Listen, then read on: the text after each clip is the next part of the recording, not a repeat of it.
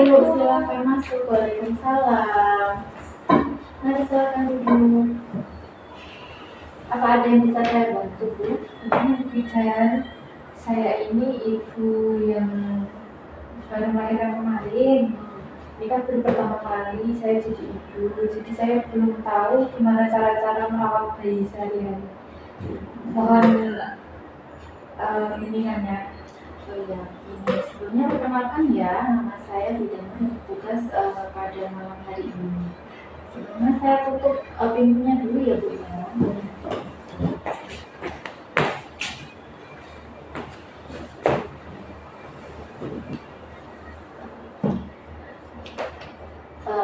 Ini nanti saya akan menjelaskan beberapa penjelasan yang harapan saya nanti Ibu bisa terapkan di rumah tentang cara perawatan bayi sehari-hari.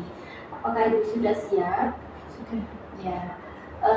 Sebelum kita melakukan perawatan pada bayi, ini kita akan melakukan cuci tangan 6 langkah dulu. Caranya, tirukan saya ya. Semua perhiasannya nanti dilepas, terus kemudian seperti ini, kemudian sela-sela jari, ke jempolnya, kemudian jari-jarinya seperti ini, kemudian basuh seluruh tangannya menggunakan air yang mengalir lalu keringkan. Tujuan dari asuhan yang akan saya berikan ini nanti agar Ibu dapat memahami atau mengerti tentang cara perawatan bayi sehari-hari, mulai dari cara menyusui, kemudian cara bagaimana menidurkan bayi, kemudian perawatan tali pusat, kemudian ada beberapa gejala dan tanda-tanda bayi yang harus diwaspadai apabila ada terdapat tanda bahaya pada bayi. Seperti itu. Yang pertama saya akan menjelaskan tentang pemberian ASI. Makanan terbaik untuk bayi itu adalah ASI. Sebaiknya diberikan dari sejak lahir sampai usia 6 bulan. Dianjurkan ibu nanti menyusuinya secara eksklusif ya. Jadi nanti benar-benar hanya diberikan ASI saja, tidak ada tambahan yang lainnya. ASI sebaiknya itu diberikan sesuai keinginan bayi, paling sedikit 8 kali sehari.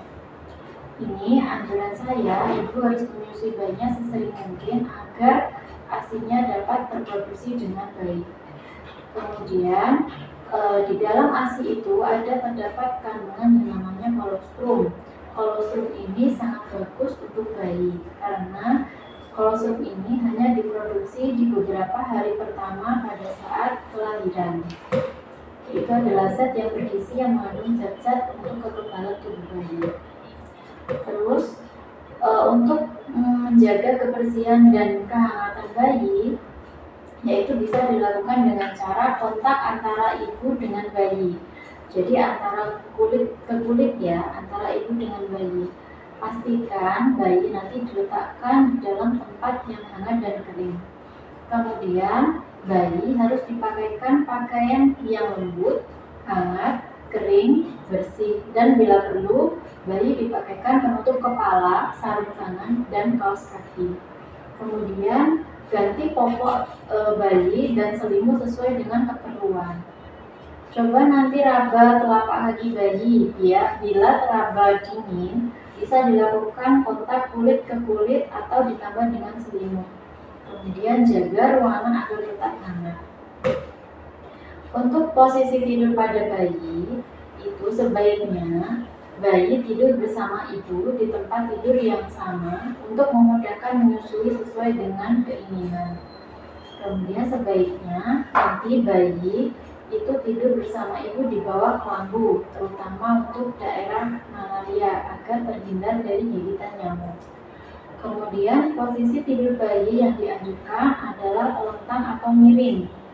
Tidak dianjurkan untuk tidur tengkurap, terlebih tanpa pengawasan terus-menerus.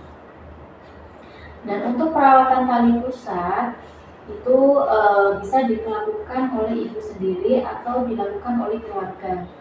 Yang pertama yaitu nanti caranya dengan mencuci tangan sesudah dan sebelum melakukan perawatan tali pusat. Jangan membungkus potongan tali pusat atau mengoleskan cairan atau bahan apapun ke putung tali pusat. Lipat pokok di bawah putung tali pusat. Kemudian luka tali pusat itu harus dijaga agar tetap kering dan bersih sampai sisa tali pusat mengering dan terlepas dengan sendiri. Jika putung tali pusat kotor, saya anjurkan untuk membersihkan dengan cara hati-hati dengan air DTC dan sabun dan segera keringkan secara sesama dengan menggunakan kain yang bersih. Perhatikan juga tanda-tanda infeksi yang terdapat pada tali pusat, misalnya kemerahan, kemudian kemerahan pada kulit di sekitar tali pusat itu ada tampak nanah atau berbau. Jika terdapat tanda-tanda infeksi, ini saya anjurkan bayi ibu nanti dibawa ke fasilitas kesehatan, misalnya ke rumah sakit. Kemudian nanti bayinya juga bisa diukur suhunya dengan menggunakan termometer. Terus ada beberapa tanda-tanda bahaya yang harus diwaspadai pada bayinya. Yang pertama, apabila bayinya tidak meminum atau memuntahkan semuanya yang di perut ya. Terus kemudian apabila terjadi kejang. Kemudian apabila bergerak hanya jika dirangsang saja. Kemudian apabila nafasnya cepat lebih dari 60 kali per menit atau nafasnya lambat kurang dari 30 kali per menit.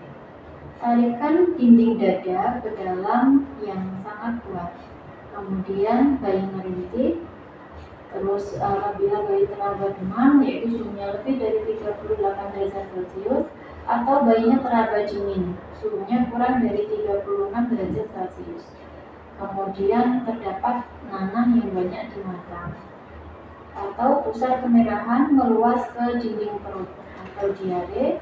Kemudian bayinya tampak kuning dan pada telapak kaki dan telapak tangannya. Apabila terjadi seperti itu, ibu segera membawa bayinya ke tenaga kesehatan agar bisa diperiksa secara lebih lanjut. Itu Bu penjelasan saya. Sampai di sini apakah sudah paham atau ada yang mau ditanyakan? Insya Allah kurang lebih penjelasan dari Ibu ini sudah paham dan semoga nanti bisa saya terapkan. Terima kasih Bu untuk kunjungannya. Terima kasih Bu. Ya,